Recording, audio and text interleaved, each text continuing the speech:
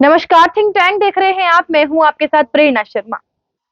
दोस्तों, इस वक्त पूरे देश की मीडिया आपको यही दिखा रही है कि 14 एंकर्स को विपक्षी गठबंधन इंडी अलायंस के द्वारा बैन कर दिया गया है। अब इस बैन करने के पीछे के क्या मायने हैं, क्या नफा क्या नुकसान है, एक इसके पीछे बहुत बड़ा काला इतिहास है।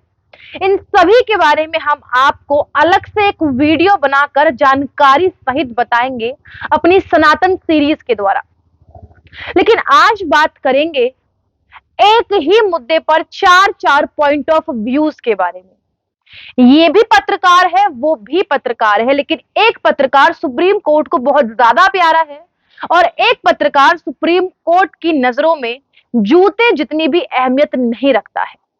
आज बात करेंगे देश के उन पत्रकारों की जो देश के लिए न जाने क्या कुछ कर जाते, लेकिन उन पत्रकारों को राजनीति की भेंट चढ़ा दिया गया।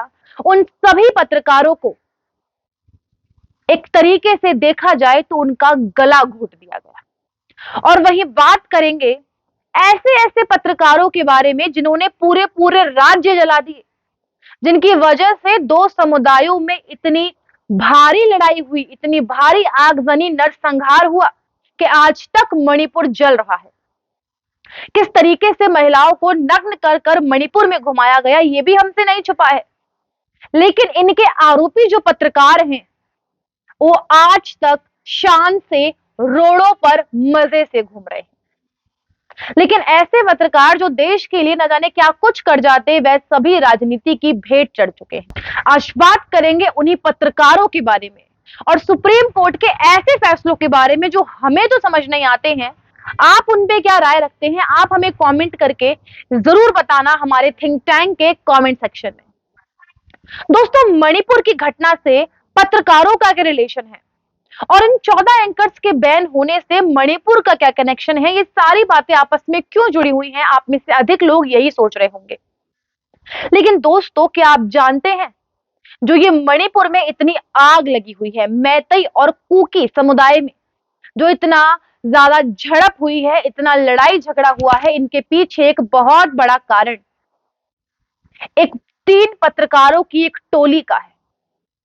ऐसे पत्रकार जिन्होंने गलत खबरें दिखाई, गलत फैक्ट्स दिखाए, जिसकी वजह से मैतई समुदाय की तरफ से उन्हें इतना भड़काया गया कि पूरा मणिपुर आज तक जल रहा है। दोस्तों, जुलाई महीने में नेशनल गिल्ड्स ऑफ इंडिया नाम का एक न्यूज पोर्टल है, एक चैनल है, जिसकी तरफ से एक फाइंडिंग कमेटी बनाई गई, एक जांच कमेटी बनाई गई मणिपुर के लिए कि मणिपुर में आखिरकार चल क्या रहा है। फैक्ट फाइंडिंग कमेटी बनाई गई, लेकिन उस कमेटी ने ऐसे ऐसे कारनामे कर दिए जिसकी वजह से मणिपुर और झुलसता चला गया।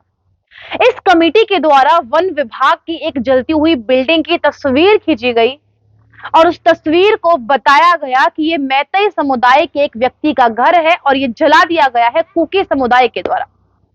जिसके बाद मणिपुर में क्या हुआ और क्या हो रहा है, ये हम आज तक जानते हैं। सुप्रीम कोर्ट ने अपने कई बड़े बड़े फैसले लिए। सुप्रीम कोर्ट ने यह भी बता दिया कि इस मामले में नेशनल गिल्ड्स ऑफ इंडिया के 3 पत्रकार आरोपी हैं, जिनमें भरत भूषण नाम का एक पत्रकार, संजय कपूर नाम का एक पत्रकार और एक और पत्रकार जिसका नाम सीमा था, वो तीनों पत्रकार आरोपी पाए गए। लेकिन तारीख पे तारीख आगे बढ़ा दी गई और जनता को यह कहकर आश्वासन दे दिया गया कि आपके हित में फैसला लिया जाएगा, इन तीनों को सजा होगी। लेकिन अंत में सुप्रीम कोर्ट की टिप्पणी यदि सुनेंगे तो आपका सुप्रीम कोर्ट के ऊपर से विश्वास उठ जाएगा। वो सुप्रीम कोर्ट जो आखिरी रास्ता है किसी भी व्यक्ति के लिए न्याय पाने के लिए। सुप्रीम कोर्ट से ऊपर तो कुछ भी नहीं होता है, लेकिन उस सुप्रीम कोर्ट से आपका विश्वास उठ जाएगा। सुप्रीम कोर्ट ने अब फैसला सुनाया है कि ये जो सारी खबरें दिखाई गई हैं नेशनल गिल्ड्स ऑफ इंडिया को लेकर, ये सारी चीजें राजनीति पर बेस्ड हैं। राजनीति से इन्फ्लुएंस होकर ये सारी चीजें की जा रही हैं और किसी संविधान में ऐसा नहीं लिखा कि किसी पत्रकार को उसके बोलने के ऊपर सजा दे दी जाए। यानी कि गलत इंफॉर्मेशन देना, भड़काऊ भाषण करना, एक ऐसी बात लिखना जिससे 2 समुदाय आज तक जल रहे हैं, ये किसी भी तरीके से सुप्रीम कोर्ट की नजर में सजा के काबिल नहीं है। ये सुप्रीम कोर्ट का न्याय है। वहीं दूसरी तरफ बिहार के पत्रकार मनीष कश्यप जो दुनिया के आगे सिर्फ फैक्ट्स रखते हैं, उन्हें ये कहकर जेल के अंदर डलवा दिया गया कि ये समाज में नफरत फैला रहे हैं, झूठी खबरें फैला रहे हैं। जिस पर सुप्रीम कोर्ट के वकील कपिल सिब्बल ने कहा है कि ये तो बिल्कुल बाहर रहने लायक नहीं है, ये तो राजनीति कर रहे हैं, प्रोपेगेंडा चला रहे हैं। तमिलनाडु हाई कोर्ट में भी उन्हें गलत साबित कर दिया गया, लेकिन तब कोर्ट का यह फैसला किसी को याद नहीं आया कि ऐसा कहीं नहीं लिखा कि अपने बोलने पर किसी पत्रकार को सजा दे दी जाए। नुपुर शर्मा के मामले में जो टिप्पणी सुप्रीम कोर्ट के जजों ने की थी, क्या यही टिप्पणी मनीष कश्यप के मामले में नहीं की जा सकती? क्या वही टिप्पणी नेशनल गिल्ड ऑफ इंडिया के 3 पत्रकारों को लेकर नहीं की जा सकती कि उनके बयान से या उनके लेख से किसी पर क्या असर पड़ रहा है? जब देश में सर तन से जुदा किए गए थे, तब सारी अदालतें हिल गई थी।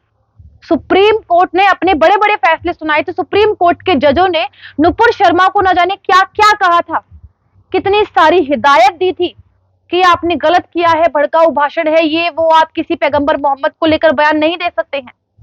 लेकिन आज तो एक ऐसे बयान पर हम बात कर रहे हैं जिसकी वजह से महिलाओं के आत्मसम्मान पर चोट पहुंची है, 2 समुदायों के बीच आग लगी हुई है।